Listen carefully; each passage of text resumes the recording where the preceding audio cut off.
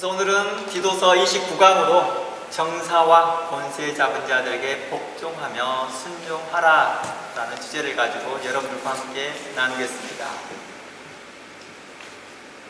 우리가 하나님의 친백성인 성도로서, 그리고 동시에 이 땅에서 우리가 속한 그 국가의 정책과 법도와 질서에 어떻게 성도로서 순응하며 살 것인지에 대해서 나누고자 합니다. 요즘같이 좀 어수선한 이런 시기에 정치적 많은 이슈가 일어나고, 또 러시아와 우크라이나의 전쟁과 또 각처에서 있는 여러가지 내전에 있는 나라들과 또 여러가지의 모습들, 정치적 상황과 사회적 상황들이 고려되어 있던 것을 염두에 두고 오늘 말씀을 살펴본다면 여러분들의 삶 가운데 많이 적용되지 않을까 생각이 듭니다. 그리고 어떻게 우리가 성도로서 합당한 태도로 살아갈 것인지에 대해서 나누고자 합니다. 아마 이 내용에 대해서 여러분들과 함께 나누면서 여러분들이 많은 생각들을 갖게 될 거라고 생각합니다. 오늘은 디도서 3장 1절에서 정사와 권세 잡은 자들에게 복종하고 순종하라라고 사도 바울은 우리에게 명령하고 있습니다. 디도서에서 말하는 정사와 권세 잡은 자들은요, 국가 통치 권력자들을 이야기하겠지요. 그리고 정부 관료들이라고도 표현합니다. 그리고 더 세분화해서 이야기해 본다면 군인들, 경찰들, 검찰, 일반 공무원들까지 국가 질서와 안녕을 위해 일하고 있는 사람들을 말합니다. 또한 그런 기관들을 말합니다. 그런 사람들과 그런 기관들에게 순종하고 복종하십시오 라고 하는 것입니다. 어떻게 보면 가장 말단 공무원이라고 한다면 우리는 이런 동사무소를 요즘 뭘로 말하죠? 임원실이라나요? 그런 곳에서 일하시는 분들에게 대하여까지도 우리는 그들의 명령에 순종하라 라고 말합니다. 요즘 동네에 통장, 공장 있죠? 반장 이렇게 있죠? 그런 분들도 하나의 국가 공무원 중에 한 분이라고 보는 것이죠. 준 공무원 수준이죠. 그분들도 국가의 정책들을 국민들에게 또 지역 주민들에게 전달하는 사람들이기 때문에 그분들의 말들에 순응하십시오 라고 하는 것입니다. 그들에게 순응하고 복종하는 것이 합당한 태도입니다 라고 성도로서의 모습이다 라고 말하고 있는 것입니다. 이 복종과 순종이 국가 질서와 안녕, 그리고 그리스도를 적대시하고 그리스도의 몸인 교회를 직접적으로 탄압하는 것이 아니라면 자발적으로 순응하십시오 라고 하는 것입니다. 국가 질서를 위한 것이고 국가의 안녕을 위한 거라 한다면 순응하십시오. 그것이 기독교의 본질인 복음을 방해하고 교회를 무너뜨리려고 하고 있고 그리스도의 복음이 해방하려고 한다면 우리는 다른 태도를 취하겠지만, 그것이 아니라 한다면 순응하십시오 라고 하는 것입니다. 그리고 자발적이고 선한 양심으로 세상의 법과 질서와 국가 통치자에 대하여 순종하고 복종해야 된다라고 하는 것이 주 맥락입니다. 바로 이 기본적인 이 선안에서 저는 이 내용을 몇 주를 통하여서 나눠보려고 합니다. 좀 더 자세하게, 좀 더 구체적으로 이야기해 보려고 합니다. 이 디도서에서 말씀을 적극적으로 지지하는 성경 본문이 여러 곳에 있습니다. 오늘 이 디도서의 본문이 3장 1절 내용만이 나온 게 아니라 성경 여러 곳에서 나옵니다. 대표적으로 이게 잘 알려져 있는 말씀이 로마서 13장입니다. 로마서 13장 한번 가볼까요? 로마서 13장 1절 말씀에 가보면 각 사람은 위에 있는 권세들에게 굴복하라. 권세는 하나님께로 나지 않음이 없나니 모든 권세는 다 하나님의 정하신 바라 라고 말합니다. 이곳에서 말하는 권세들이라고 말하는 이 권세들은 국가 정부에서 일하는 시리자들을 이야기하고 있습니다. 당시에는 왕이라는 표현을 쓰겠죠. 오늘날에 대통령이라는 단어를 쓰고 총리라는 단어를 쓰고 있습니다. 대통령이나 총리들에게 대하여 복종하라는 것입니다. 그것은 곧 뭘 의미합니까? 그들이 제시하는 정책이나 치리하는 거나 그런 법도들이나 법 질서에 순응하십시오라는 뜻입니다. 그 한 사람에게 순응하라는 뜻이 아닙니다. 그가 담당하고 있는 국가 정책에 일에 대하여 함께 순응하십시오라는 것입니다. 이 모든 권세들이 어디로부터 났다는 거예요? 하나님께로부터 났다는 것입니다. 하나님이 정하신 거라고 말합니다. 그러니 당연히 순응해야 됩니다 라고 하는 것입니다. 다니엘서 2장 한번 가봅니다. 다니엘서 2장 말씀입니다. 다니엘서 2장 20절 말씀에 가보면 이런 말씀이 있습니다. 다니엘이 말하여 가로되, 이제 다니엘이 지금 현재 바벨론에 잡혀있는 상황이에요. 다니엘이 바벨론에 잡혀있는 상황에서 그 왕에게 말합니다. 바벨론의 왕에게 말하여 이르되, 이렇게 말합니다. 가로되 영원 무궁히 하나님의 이름을 찬송할 것은, 하나님의 이름을 찬송해야 될 이유를 말합니다. 그 이유가 지혜와 권능이 그에게 있습니다. 누구에게? 하나님에게 있다는 것입니다. 그러면서 21절 말씀 이렇게 말합니다. 그는 때와 기한을 변하며 왕들을 패하시기도 하고, 왕들을 뭐 하기도 하는 것입니까? 그를 패한다라는 것은 그들을 왕의 자리에서 내려오게 한다는 것입니다. 그리고 왕들을 세우기도 한다는 것입니다. 지혜자에게 지혜를 주시고 지식자에게 총명을 주시는도다 라고 말합니다. 그래서 하나님께서 왕들을 세우시고 그 왕들을 통하여서 많은 관료들과 또 법을 다스리게끔 하고 입법과 사법들을 또 제정하게 하여서 그들로 나라를 안정감 있게 치리하게 하더라는 것입니다. 이 일을 누가 하신다고요? 하나님이요. 법을 집행하고 법을 통하여서 지혜롭게 판단하게 할 일도 하나님이시다라고 말하는 것입니다. 그런 자들을 하나님이 세우신다라는 것입니다. 그래서 하나님께서 세우실 뿐만 아니라 치리하는 법과 또 공의로 어떻게 다스려야 할 법들을 알게 하더라는 것입니다. 우리 이것을 자연법이라고 그러고 일반 계시라고도 표현합니다. 잠언서 말씀 가봅니다. 잠언 8장 15절입니다. 잠언 8장 15절 말씀에 이렇게 말합니다. 나로 말미암아 왕들이 치리하며 방백들이 공의를 세우며 나로 말미암아 재상과 정기한 자 곧 세상의 모든 재판관들이 다스린다 라고 말합니다. 이곳에서 말한 나로 말미암는다 라는 것은 뭘 의미합니까? 바로 하나님으로 말미암아 라는 뜻이죠. 왕들이 치리를 한다 라고 말합니다. 다스린다는 뜻이죠. 그리고 방백들이 공의를 세운다 라고도 말합니다. 그리고 재판관들이 이를 다스린다 라고 말합니다. 베드로전서 한번 가봅니다. 그러므로 베드로전서는 우리에게 이렇게 말합니다. 그러니까 사도 바울만이 디도서와 로마서에서만 말하는 게 아니라 베드로도 이 말에 적극적으로 지지합니다. 베드로전서 2장 13절 인간에 세운 모든 제도를 주를 위하여 순복하라. 인간에 세운 모든 제도를 누가 세웁니까? 치리하는 자들, 대통령들, 관료들이 세운다는 것입니다. 그러니 이를 위하여 순복하래요. 왜 그렇습니까? 하나님이 세우신 자들이니까요. 하나님이 세우신 자들을 통해서 일하시니까요. 그래서 옛말에도 이런 말을 해요. 우리나라에 왕이 있던 시대를 말합니다. 왕이 있던 시대를 또 말하면서 하나님 하늘에서 왕을 세운다라고 말해요. 하늘에서 왕을 세운다.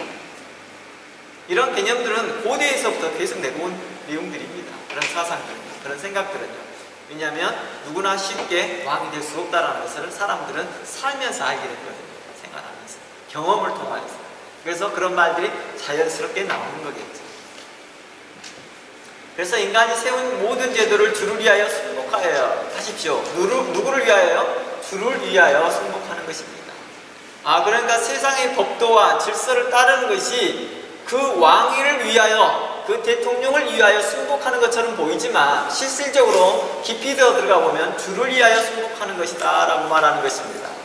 혹은 위에 있는 왕이나 혹은 악행하는 자를 징벌하고 선행하는 자를 포장하기 위하여 그의 보낸 방백들에게 하라라고 말합니다.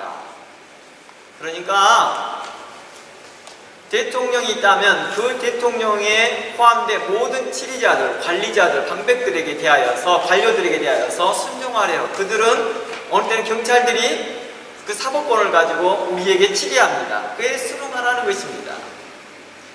교통법규를 어겼으면 오늘 운 나빠서 걸렸다라고 생각하지 말고 내가 법규를 어김으로 인하여서 걸렸다는 것에 대해서 부끄러워하고 그에 대해서 그 경찰관이 자신에게서 벌금 티켓을 물 때 좋은 배움이 되었다라고 인상하는 것입니다. 저도 한 번씩 교통법규를 어길 때가 있거든요. 나도 모르는 사이에 속도가 높아져 있거나 나도 모르는 사이에 빨간불에 건너가지는 상황이 있습니다. 물론 제가 일부러 빨간불에 건넌 건 아니겠지만 그런 일이 벌어질 때 어떤 일이 있습니까? 먼저 사람들이 이렇게 말합니다. 내가 운이 나빠서. 그러지 말고 오늘 좋은 배움이 되었습니다. 내가 미스테이크 했습니다. 제 잘못이었습니다 라고 바로 수능하고 인정하는 그런 라이프가 필요하다는 것입니다.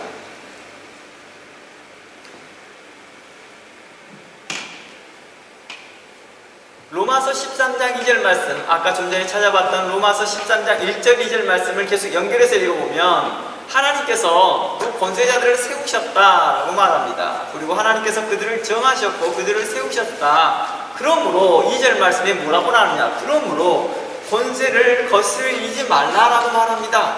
권세를, 바로 위의 치리자들을 거스르지 말라고 말합니다.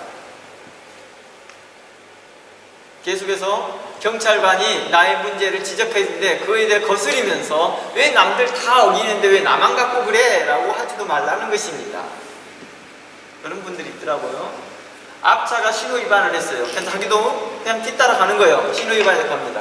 그러면서 이렇게 말합니다. 왜 앞사람만 잡고 나를 잡아요? 이렇게 하면서 경찰에게 따지지 말고 그냥 순응하라는 것입니다. 순응하시고.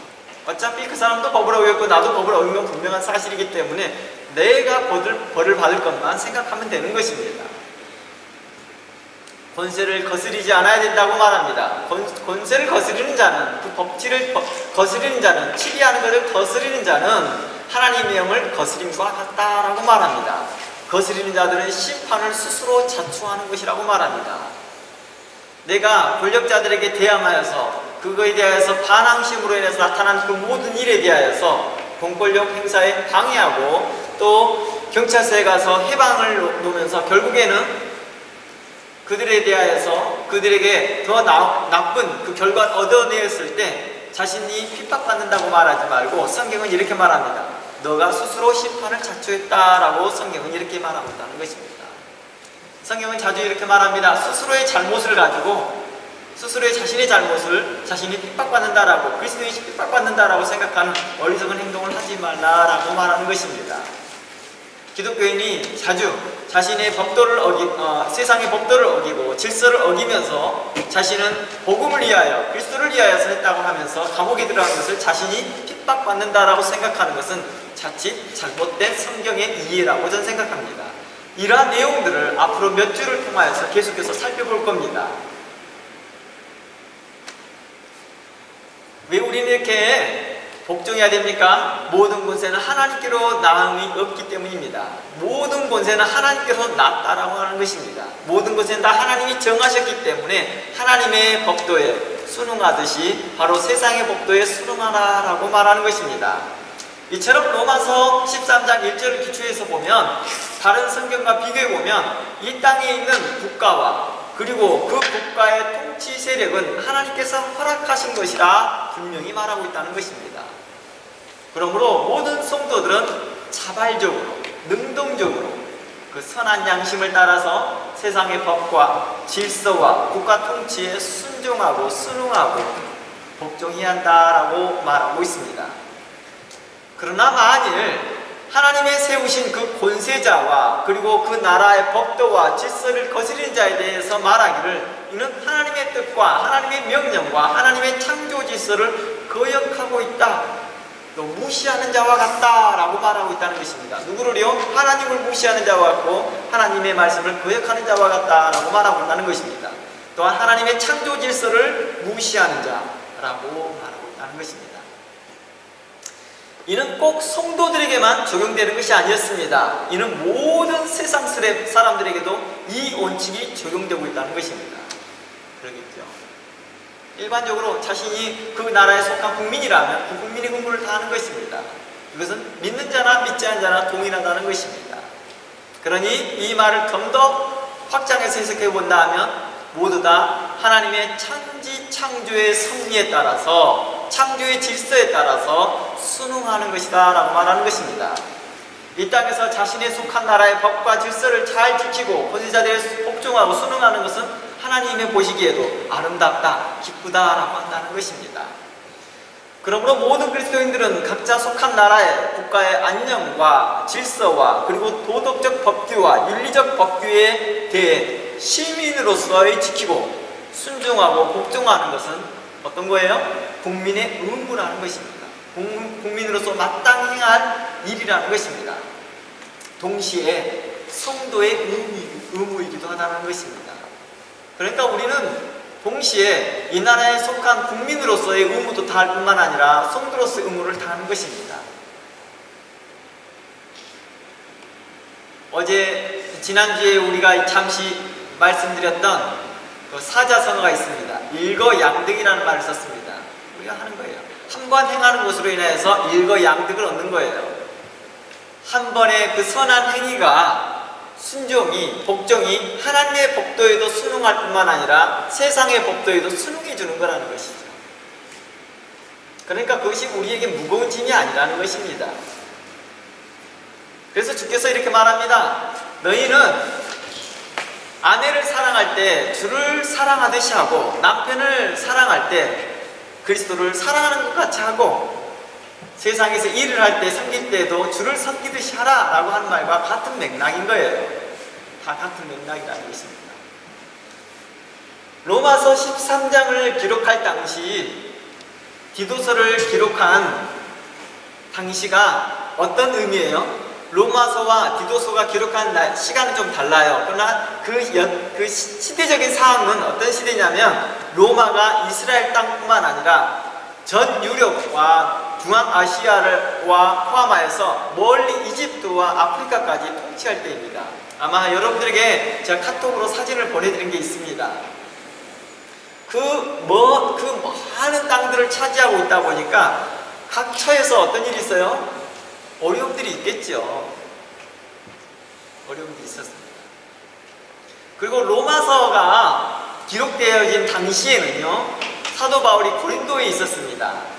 그 고린도에서 3차 전도 사역을 하고 있을 때 약 60년경입니다. 약 60년경에 사도 바울이 로마에 편지를 보낸 거예요. 이때는 어떤 때냐면요, 바로 로마 5대 황제인 네로가 64년에 발행한 로마의 대화제에 대한 책임을 기독교에게 전가하여서 대대적인 박해를 가하기 전이라 할 수 있는 것이죠. 로마서는 60년대에 썼고 대화제는 64년에 일어났기 때문에 대화제 이후로 기독교 박해가 일어났습니다. 본격적으로. 그러니까 로마서가 기록한 때에는 복종하십시오, 순응하십시오, 모든 권세자들이 하나님이 세우신 것입니다 라고 하는 이 말이 나올 때는 기독교 박해가 본격적으로 일어나기 전이었습니다. 그래서 어떤 사람들은요, 사도 바울이 로마서 13장에서 각 사람은 위에 있는 권세들에 굴복하라, 모든 권세는 하나님이 다 정하신 바니라, 그러므로 권세를 거스린 자는 하나님의 영을 거스린 것이다 라고 말했을 때는 당시는 기독교 박해가 없었기 때문에 이렇게 말할 수 있었을 것이다 라고 하는 사람들이 있습니다. 그러나 성경을 더 자세히 보면은요, 디도서나 또 우리가 좀 전에 읽어봤던 디모데 전후서나 베드로 전후서는 기독교 박해가 있었던 시기에 기록되었다는 것입니다. 그걸 염두에서 보면 우리는 쉽게 말할 수 없다는 걸 알 수 있습니다. 디도서에서 정사와 권세자들에게 순응하고 복종하십시오. 베드로 전후서도 베드로 전서에도 디모데 전후서에서도 이걸 언급하고 있다는 것입니다. 당시에는 사도 바울이 특히 디도서가 기록된 당시에는 바로 로마에서 감옥에 갇히고 난 이후에였습니다. 로마 감옥에서 이제 핍박이 일어났잖아요. 기독교 핍박이 일어났잖아요. 그래서 사도 바울이 로마에 갔다가 로마의 감옥에 잡히고 그곳에 감옥에서 있다가 투옥되고 난 후에 다시 이제 시간이 지나서 다시 나왔습니다. 나오고 난 다음에 첫 번째로 갔던 지역이 그레데 지역을 갑니다. 우리가 지금 현재 그레데 지역은 디도서의 말씀이 거기에 공포된 곳이죠. 글에 대해 잠시 방문했는데 글에 대해 사항을 딱 보니까 너무 안 좋은 거예요. 그래서 글에 대해서 누구를 남겨놓고 갈까요? 디도를 남겨놓고 옵니다. 남겨놓고 난 다음에 그가 데가볼리로 갑니다. 데가볼리에서 머물면서 그가 편지를 쓰기 시작합니다. 편지를 쓰면서 디도에게 이렇게 말합니다. 내가 그레데 교회 안에서 함께 너하고 있어 봤는데 그레데 교회에 이런 문제가 있다. 첫 번째 1장에서는 장로들이나 감독들을 다시 세우라. 교회 리더십들을 다시 세우십시오. 2장에서는 성도들이 마땅히 행할 바들이 있습니다. 하나님께 기뻐한 바가 이런 것입니다. 그러면 3장에 들어와서는 모든 정사와 권세자들에게 복종하십시오 이렇게 말했다는 거예요. 그러니까 그는 로마의 감옥에 투옥되어 보기도 하였고 기독교 박해로 인해서 어려움도 경험해봤던 사람이 이 말을 하고 있다는 것입니다. 이런 것을 염두에 본다면 우리는 불명코 정사와 권세자부자들에게서 복종하라 이 말에 대하여서 쉽게 함부로 판단해서는 안 될 거라는 것입니다. 1차적으로 순종하고 복종하는 것이 맞구나 라고 하는 그 포지티브 입장에서 한번 생각해보고 들어가 보는 게 좋다는 것입니다. 긍정적 입장입니다. 그러므로 앞으로 이 부분에 대해서 깊이 성도로서 생각해보고 말씀을 최대한 깊이 살피면서 하나님의 거룩한 도와 그리스도의 복음이 희망받지 않도록 우리는 해야 될 것입니다.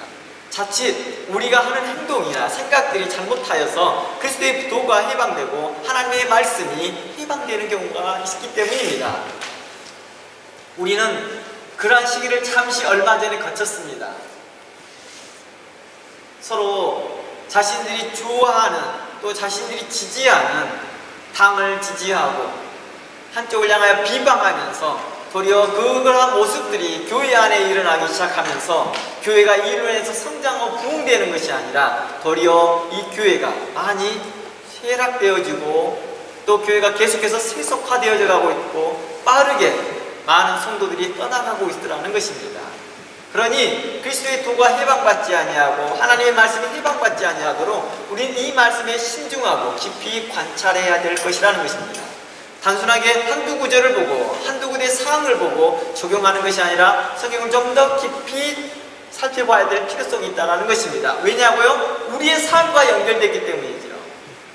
에레미야 말씀처럼 선지자들이나 이러한 사람들이 제사장들이 백성의 문제를 심상히 고쳐주고 적당히 고쳐주고 평안하다 안전하다 하지 말고 그 문제에 적극적으로 세밀하게 디테일하게 접근하여서 이 문제에 대해서 알려줘야 된다는 것입니다.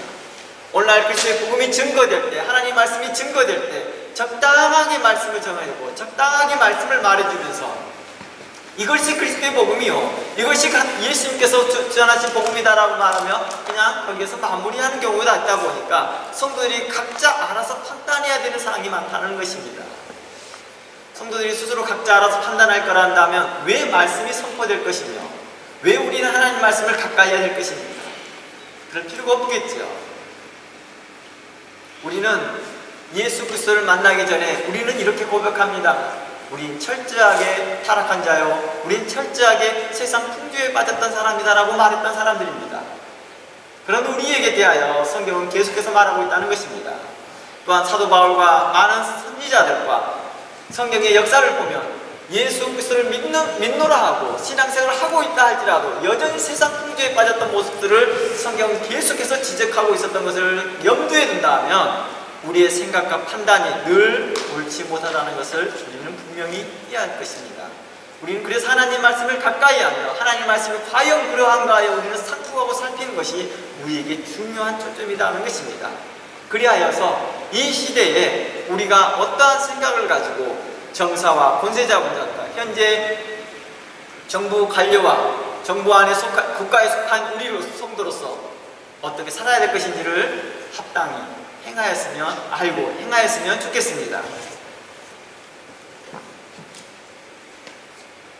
이제 말씀을 더 연결해서 보겠습니다.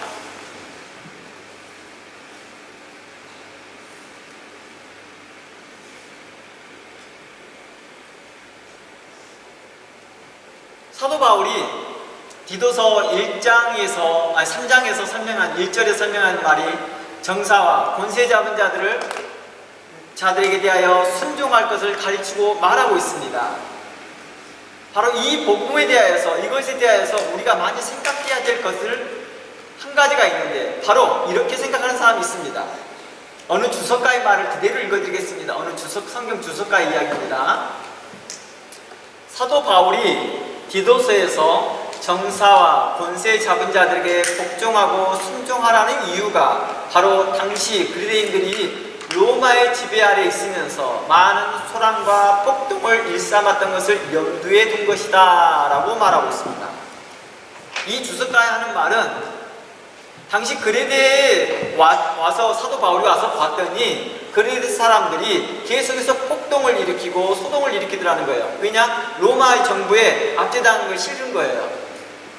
그리고 그레데 사람은 굉장히 호전적인 사람이라겠죠. 전투민족이라겠죠. 그러다 보니까 더욱더 반발심이 많아서 바로 그들이 그 나라에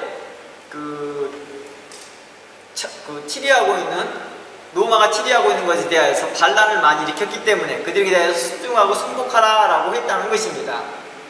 저는 거기서 별로 억울해하지 않기 때문에 제가 이 말을 언급합니다. 실질적으로요, 사도 바울이 디도서를 쓴 것은요, 그레데에 사는 모든 국민들을 위해서 보낸 게 아닙니다. 그렇잖아요? 사도 바울이 그레데에 디도서를 쓴 것은 그레데에 있는 모든 국민들이 읽어보고 이렇게 하십시오라는 뜻이 아니었습니다. 그랬으면 그가 황제였겠죠. 그곳에 사는 기독교인들을 위해서 보낸 거예요. 바로 이 초점을 잃어버리지 않아야 될 것입니다. 바로 성도로서 어떻게 해야 될 것인지를 이야기하고 있는 거예요. 성도로서. 당시 로마가 전 세계를 통치하고 있던 이 시대다 보니 크고 작은 소동은 늘 있었습니다. 폭동도 일어났고요. 그리고 유대인들의 그 열심 당원들처럼 유대 독립을 투쟁하던 사람들도 각 나라마다 다 있었습니다. 이건 자연스러운 일이에요. 이러한 독립운동은 우리나라에서도 있었습니다. 그렇지 않았나요? 자유를 향한 외침은 자연스러운 것입니다. 매우 자연스러운 외침입니다. 어느 누구가 압제를 받고 싶겠어요? 자신이 속한 나라에서 자유를 투쟁하고 자유를 갈망하는 것은요, 어쩌면 보면 당연한 것입니다. 우리가 얼마 전에 이번 달이 8월 달이다 보니까 8월 15일 광복을 맞이하였습니다. 일본으로부터 우리는 해방을 맞이했습니다. 우리는 얼마나 기뻤습니까? 그리고 그 전까지 우리는 얼마나 많은 자유를 향한 투쟁과 전쟁과 또 거기에 대하여 헌신하는 많은 우리의 선조들이 있었습니까? 우리는 그분들에게 고마움이 있습니다. 우리는 그분들에게 빚진 것이 있습니다. 그리고 이 세대가 이렇게 잘 살아갔던 모습들도 바로 그분들의 헌신과 수고가 있었기 때문입니다. 우리 이러한 분들에 대한 감사함이 있는 거죠. 다시 말해 사도 바울은 이러한 자유투쟁을 하고 있는 사람이나 다른 큰 나라에 구속되어 고통받고 있는 사람들에게 말한 것이 아니었습니다. 우리 이것을 자칫 잘못 적용하고 있더라는 것입니다. 이것은 성도에게 적용하고 있는 것입니다. 그 나라 국민들에게 적용하는 게 아니었습니다. 그래도 국민들에게 서신을 보낼 정도로 한다면 사도 바울은 당시 황제가 됐건지 아니 국무총리가 됐든지 한 사람이겠지요. 그 일을 할 사람들을 하나님이 따로 세우셨어요.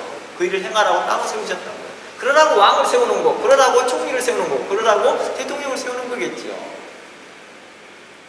하나님께 사도 바울을 세우는 목적이 뭐예요? 그리스도의 복음을 증거하고 하나님의 뜻을 증거하라는 거예요. 누구에게? 그리스도인들에게, 성도들에게 말입니다. 그렇잖아요.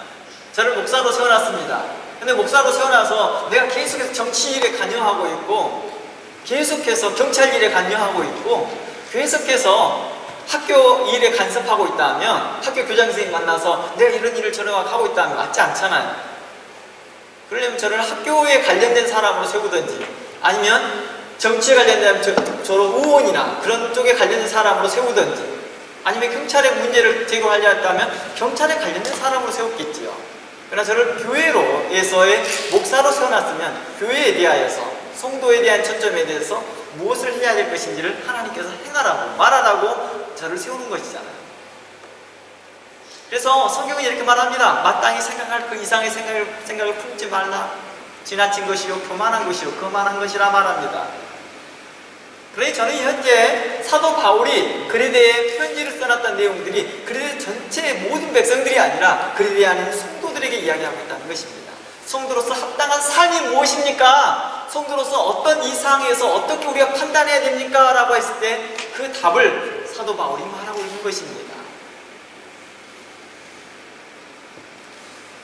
그리스도의 성도들에게 말하고 있는 말을 좀 더 확장해서 말을 해보면 사도 바울은 각 나라에 흩어져 있는 모든 그리스도인들에게 말하고 있는 말인 것입니다. 그래서 디도서에서만 말하지 않고 로마서에서도 말하고 디모데 전서에도 말하고 사도 베드로 전서에서 이걸 언급하고 있다는 것입니다.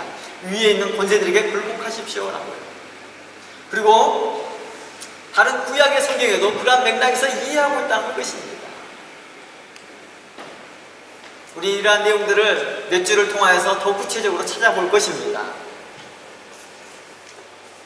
당시 로마에서 유대인들이 기독교를 음해하기에 잘못된 선동을 하는 것이다. 즉 당시 로마에 있는 유대교 사람들이요 기독교인들을 음해하기 위해서 말한 말도 있었습니다. 어떤 말들이냐고요? 당시 이제 유대교와 기독교가 약간의 다툼이 생기잖아요. 약간 큰 다툼이 일어나잖아요. 그리고 유대교는 기독교를 핍박하기 시작합니다. 본격적으로. 이런 핍박하는 모습들이 예루살렘만 일어나는 게 아니라 전 세계에 흩어져 있는 회당에서 다 일어나고 있었어요. 회당에는 다 유대교를 믿는 사람들이 다닐 거 아니에요. 그 대부분의 중심이 90% 이상들이 다 유대인들이었습니다. 그런데 여전히 유대인이지만 기독교로 개종하는 사람들이 그 회당을 출석하고 있었거든요. 함께 예배를 드렸어요. 초기에는 분리되지 않고 함께 예배를 드렸습니다. 그러면서 그 예배 드리는 그 모습에 대하여 불편한 마음을 갖는 거죠. 그러다 보니까 유대교가 기독교를 핍박하기 시작했습니다.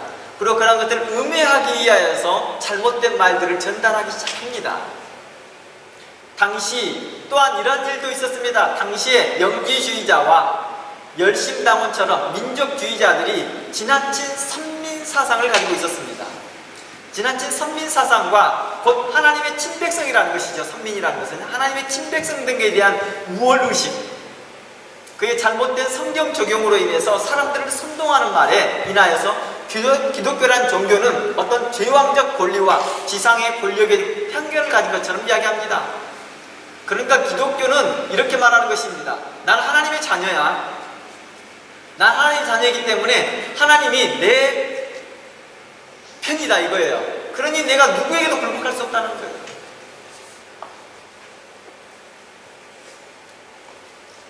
그리고 그 왕들이나 이런 것에 대하여서 오직 만왕의 왕은 하나님이신데 우리 왕은 오직 하나님이시다 하며 일반적인 그 세상에 있는 왕들에게 대하여 굴복하려고 하는 막 그 신기들이 막 있었다는 거예요. 어떤 사람들이요? 민족주의적인 사람들이 그렇게 선동하고 있더라는 거예요. 이런 사람들이 바로 아까 좀 전에 말했던 열심당원들이나 유대주의자들 중에서 그런 열심당원들이나 아니면 영지주의자들이 이렇게 말하고 있다는 것입니다. 초기 기독교의 모습입니다. 이게. 그래서 마치 기독교가 선동과 소요를 일으키며 합법적인 권리에 대항하고 반대하는 것처럼 이제 허위선전을 하기 시작한 것입니다. 로마 안에서. 그리고 이런 것들이 계속해서 퍼져나가기 시작한 거죠. 그래서 마치 기독교가 선동하고 소요를 일으키며 합법적인 권력에 대해 대항하고 반대하는 것처럼 계속해서 다른 사람들이 반대자, 그러니까 유대교자의 사람이나 아니면 기독교를 싫어하는 사람들이 계속 그런 반대 선전을 하고 있는 것입니다. 허위 선전을 하고 있죠. 특히 이러한 사건이 더 확장됐던 시기가 바로 64년도에 일어났던 로마 대화재 사건 이후였습니다. 로마 도시에 화재가 일어나고 난 후에 실질적으로 14개 도시로 분할되어 있는데 그 14개 도시 가운데에서 거의 12개가 다 화재로 소진됩니다. 그리고 2개 정도가 남았는데 너무 우연치 않게 그 두 곳이 남아있는 곳이 유대인들이 많이 거주하는 지역이에요. 유대인들이 많이 거주한 지역이다 보니까 이를 위하여서 정치적인 타개하고자 하는 모습에서 어떻게 합니까? 유대인들이 바로 유대에 있는 그 민족 우월자들, 우월의식이 있는 그 열심당원의 사람들이 바로 이 화제를 일으켰다라고 거짓 선지를 보고합니다. 그러다 보니까 이방 사람들의 입장에서는 기독교인과 유대교를 구분하지 않거든요. 둘 다 유대인들이니까요. 초기에는 다 둘 다 유대인들이었기 때문에 그냥 유대인들을 핍박한 거예요. 유대인들을 핍박하는 모습이 기독교인 입장에서 봤을 때는 기독교인을 핍박한 것처럼 보인 거죠. 실질적으로는 역사적으로는 유대인을 핍박한 겁니다. 그리고 이 일에 대하여서 계속해서 기독교인들이 그 대상이 되어졌던 거겠죠. 유대인들이 많았기 때문이죠. 바로 이러한 일도 인하여서 계속 그들이 이렇게 화제를 일으킨 것이 정치적인 행동이다라고 규정하면서 마치 기독교 핍박으로 연결됐던 것이죠. 당신은 기독교와 유대교의 차이를 모르고 있는 상황이다 보니까 유대인을 핍박하는 모습이 기독교인의 모습 입장에서는 기독교를 핍박하는 모습으로 보였던 것이죠. 물론 차츰차츰 이게 나중에는 기독교인 입장으로 정해지기 시작합니다. 이제 핍박이 계속 가해지기 시작하면서 기독교인과 유대인의 그 차별성을 알게 되거든요. 그리고 유대인들은 우리는 저들과 다릅니다라고 계속해서 오랫동안 유대인들은 그 로마 정부와 친교가 있었기 때문에 자신들의 입장을 분명합니다. 그러면서 기독교만을 딱 타깃을 놓고 이제 핍박하는 사례가 나타나기 시작하지요. 후반기 때는. 그래서 이러한 모습들이 있었던 모습이죠. 그래서 사도 바울이 디도서를 썼을 때는 바로 그 로마의 화제가 있었던 시기로 약 1년 정도가 흐른 시기입니다. 로마의 감옥에서 있었고 나왔고, 그리고 디도서를 썼을 동안인가 시간을 계산해 보면 감옥에 있는 시간도 있어야 되잖아요. 나오고 썼던 시간까지 포함한다면 약 1년 정도 이내에 시간이 흘렀던 시기죠. 그러니까 극심하게 핍박이 심할 때였죠. 바로 이런 시기에 이렇게 말합니다. 그러므로 베드로전서에서 이렇게 말합니다. 그러므로 어리석은 자의 무지로 인하여서 침묵하게 하기 위해서 선행으로 어리석은 사람들의 무식한 말을 막으라 라고 말합니다. 선행은 뭐예요? 바로 그들로 인해 사도 바울은 또 사도 베드로는 선행을 하십시오. 착하게 행동하십시오. 그래야 그들은 그렇게 어리석게 음해하고 있고 악하게 음해하는 자들의 입들을 막아버리십시오 라고 말합니다. 도리어 선으로 그 악을 막으라 이것입니다. 악으로 악을 막지 말고 비방하는 말을 비방하고 있고 음해하고 있는 것에 대하여서 선한 것으로 하십시오. 그게 뭘까? 순종하는 것입니다. 복종하는 것입니다. 또한 악에 찬 적대자들의 입을 다물게 하기 위하여서 선행을 행하라고 말합니다. 디도서에서는 자칫 오해가 되어지고 분쟁이 되고 국가와 다툼이 되어 순탄한 신앙생활을 방해하지 못하도록 하고자 하는 것입니다. 선행하는 걸 배우게 하기 위해서 언제든지 선을 행할 수 있도록 미리 예비하게 하라라고 디도서는 이야기해 놓고 있었습니다. 이는 그리스도의 복음과 하나님의 도가 빛나게 하기 위함이라는 것입니다. 희망받지 않기 위함이라고 말하는 것입니다. 또 한 가지는 이렇게 선을 행하라고 하는 이유가 순종하고 복종하라는 이유가 또 어디에 있느냐면 당시 민족주의, 유대주의의 자들의 그 열심당원의 교리에 노출되어 있던 모습 때문에 이렇습니다. 그 노출되어져 있어 함께하려는 기독교인들이 있었거든요. 그리고 영지주의자들이나 또 열심당원들의 그 교리에 노출되어져서 기독교인들 중에 그들의 잘못된 교리로부터 뭐합니까? 보호하고자 하는 것입니다. 하나님의 뜻에 합당한 성도로 살아가기를 바라는 마음으로 그들에게 모든 정사와 권세에 복종하기를 바랬던 것입니다. 그래서 그리스도인들은요, 자기들을 다스리고 있는 정치적 권세에 순종하고 복종하는 태도를 보이는 것은 스스로 잘못된 교리와 사상에 빠지지 않았음을 스스로 증명하게 하는 것입니다. 그렇잖아요. 영지주의적 교리와 또 열심당원의 교리에 빠져있는 사람들은 스스로가 복종하고 싶어도 잘 복종이 안 돼요. 겉으로 복종하려고 해도 잘 안 되거든요. 그러니까 스스로가 이걸 증명하는 것입니다. 복종하면서. 다른 성도들에게 또한 선한 본을 보이고자 하는 것이었습니다. 그리고 선한 행위가 되는 것입니다. 이로 인하여서 그리스도의 복음이 더욱 빛나게 하려는 것입니다. 우리가 하나님을 사랑하고 경외하는 그 창조주 우리 하나님의 명을 거스리고 싶은 성도는 아무도 없을 것입니다. 당연히 자신에 속한 국가와 국가의 질서와 법도를 따르는 것이 우리 상식이라고 이해할 수 있다는 것입니다. 왜냐? 하나님이 세우신 자들이니까요. 성도로서 합당한 태도라는 것을 이해하는 것입니다. 세상의 법도와 세상의 질서를 따르는 것이 또한 성도로서 합당한 태도이다. 왜냐? 하나님이 세우신 것이기 때문이다. 우리는 하나님을 경외하고 하나님의 명을 거스르고 싶지 않다 한다면 우리는 이런 생각을 갖는 것입니다. 어느 성도라도 사랑하고 경외하는 창조주 우리가 하나님 아버지의 명을 거스르고 싶은 사람이 없는 것처럼 이제 또한 세상에 세운 그 법도의 질서를 순응하라고 말하는 것입니다. 그렇다면 하나님께서 정하시고 세우신 세상 권세자들과 치리하는 자들과 법도에 순종하고 복종하는 것은 성도로서 합당한 태도라는 것입니다. 도리어 하나님의 말씀을 해방받지 않기 위한 거라는 것입니다. 더 나아가 하나님 나라를 위한 것이라는 것을 말해주고 있다는 것입니다. 아니 어떻게 세상 법도를 지키는 것이 하나님의 나라를 위한 것입니까? 라고 할 수 있을지 모르나 이를 통하여서 우리가 신앙생활을 순전하게 할 수 있다는 것입니다. 평온 가운데 우리가 신앙생활을 하기 위함이니라. 디모데전서는 우리에게 이렇게 말했습니다.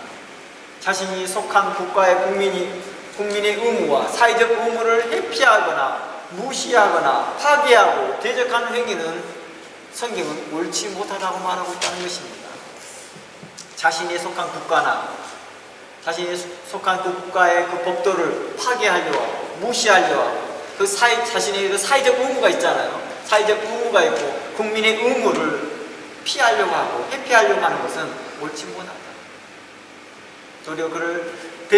도리어 어떤 사람들은 그 사회적 그 의무나 그 권리의 권세에 대해서 대적하려는 행위는 옳지 못하다고 말하고 있습니다. 도리어 복종하고 순종하며 국가가 통치하고 치리하는데 협조하라고 말하는 것입니다. 그런데 이곳에서 우리가 한 가지 잊지 않아야 될 것이 있습니다. 로마서 13장의 말씀과 같이 국가의 통치 세력이 하나님께로부터 나왔다는 것입니다. 바로 이것을 알고 인정하는 국가라면 어떻게 해야 될까요? 그 국가는요, 당연히 하나님의 교회를 해방하거나 또는 모든 교회의 머리 대신 그리스도의 복음을 가로막지 않아야 된다는 것입니다. 그러겠죠. 만약에 국가가 자신의 권력이 하나님께로 나왔다 한다면 그 국가는 어떻게 해야 될까요? 그리스도의 복음이 잘 증거될 수 있도록, 그리스도의 나라가 확장될 수 있도록 협조적이어야 되겠죠. 그리고 모든 성도들을 자국민으로서 보호해야 되는 것입니다. 자신에 속한 그 성도들을 자국민으로서 인정하고 보호하고 평온 가운데 신앙생활할 수 있도록 해야 하는 것입니다. 그리고 만일 국가가 혹 로마서 13장과 같은 말씀을 알지 못하고 인정하지 못한다 할지라도 모든 나라의 권세와 통치 세력이 하나님께로부터 나왔음은 변하지 않습니다. 그러므로 모든 나라는 이것을 인정하고 하나님의 주권과 하나님의 창조의 질서에 순응하는 것입니다. 이게 바로 하나님께서 우리에게 요구하는 것입니다. 영지주의자들은 어땠습니까? 계속해서 제가 영지주의자를 언급하고 있는 이유는 영지주의자들이 이렇게 초기의 기독교의 이단들이죠. 그들이 이렇게 말합니다. 영의 구원을 중요시 여깁니다. 영의 구원을 우리는 받은 자들이다. 그 영과 육은, 그리고 최종적으로는 육은 쇠퇴하고 패할 것이다. 그러니 육신에 속한 것은 다 세속적인 것이니 육신에 속한 일에 복종하지 말고 순종하지 말라고 말합니다. 오직 우리는 하나님의 영의 자녀들이요 영적인 사람들이니 영적인 것에만 순응하라고 말합니다. 바로 이러한 영지주의의 잘못된 가르침이 어떻게 합니까? 세상의 법도에 이혼론적인 생각을 갖게 하더라는 것입니다. 세상은 악한 거야. 세상은 부패하는 거야. 이런 생각이 많다 보니까 어떻게 와요? 나중에는 예수 그리스도께서도 육체로 오심을 부인하기 시작합니다. 그래서 사도 요한 2서를 통하여서 이단이 누구입니까? 바로 예수 그리스도께서 육체로 오심을 부인한 자들입니다. 그러한 자들은 계속해서 선동합니다. 어떻게 말합니까? 세상 법대 질서에 불복할 필요 없어요. 우리의 왕은 오직 만왕의 왕이신 하나님 한 분밖에 없잖아요. 그것만 섬기면 됩니다. 이 교리가 어디에 연결되어 있어요? 열심당원들의 교리가 연결되어 있다는 거예요. 그런데 이걸 몰랐다는 거예요.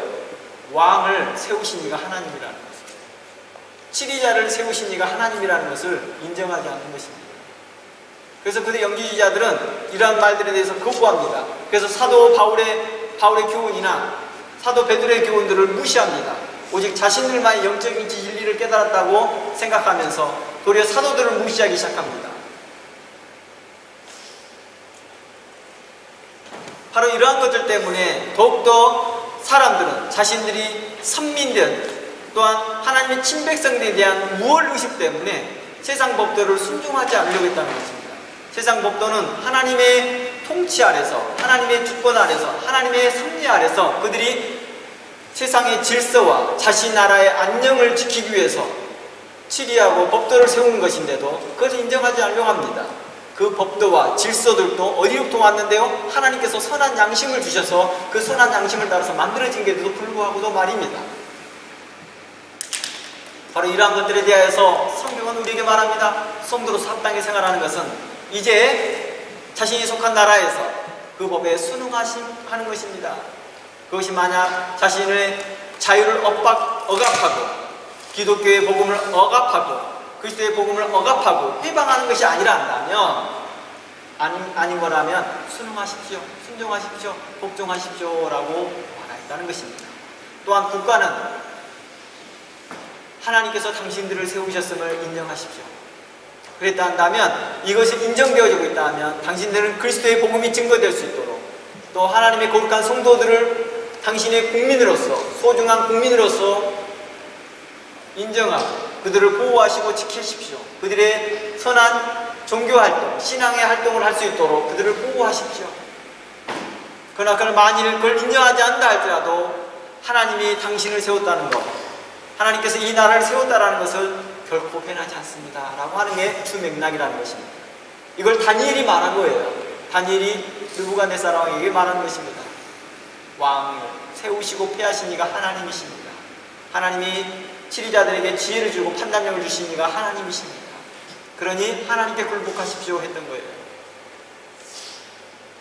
그러니 내가 결코 우상에게 절할 수 없었고, 내가 결코 우상을 향하여 내가 복을 달라 요청할 수 없었던 것입니다 라고 말한 것이죠.